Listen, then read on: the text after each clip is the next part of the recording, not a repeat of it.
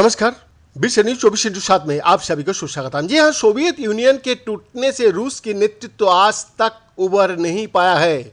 इसी महीने रूसी राष्ट्रपति व्लादिमीर पुतिन ने कहा था कि सोवियत यूनियन के टूटने के 3 दशक बाद भी रूस के ज्यादातर नागरिकों के लिए ये त्रासदी जिंदा है। पुतिन ने कहा था, जिसे हम सोवियत यूनियन कहता है वो एक ऐतिहासिक रूप था। पुतिन के ये टिप्पणी तब आई है जब सोवियत यूनियन का हिस्सा रहे यूक्रेन पर रूसी हमले का खतरा मंडरा रहा है। सोवियत यूनियन के बिखरने के साथ ही शीत युद्ध यानी कोल्ड वॉर का अंत हो गया था और अमेरिकी बादशाहत को चुनौती देने वाला कोई देश नहीं बचा।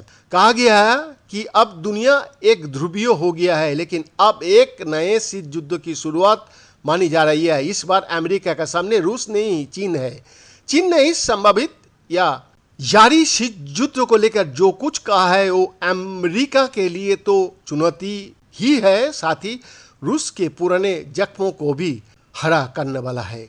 अमेरिका में चीन के राजदूत किन गांग ने पिछले सोमवार को एक प्रेस ब्रीफिंग में कहा था कि अगर कोई नया शीत युद्ध चल रहा है तो चीन सोवियत यूनियन नहीं है कि हार जाएगा। वांग ने अमेरिका को सतर्क करते हुए कहा कि वो ताइवान के मामले में एहतियात से काम ले, क्योंकि ये दोनों के आमने सामने लाने के लिए काफी है।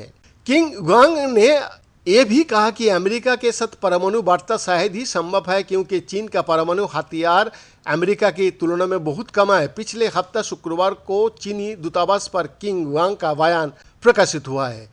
किन इस साल जुलाई में अमेरिका के राजदूत बने थे। उन्होंने कहा, ऐसा क्यों लग रहा है कि नए शीत युद्ध की वापसी हो रही है?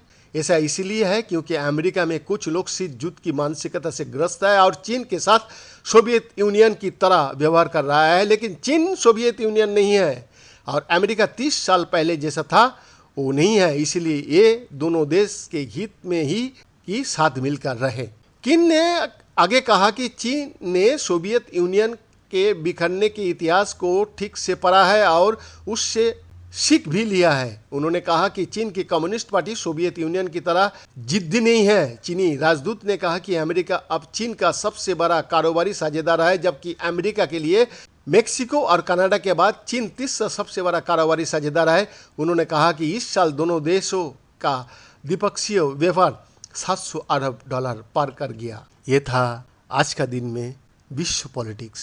बीएन दास की रिपोर्ट।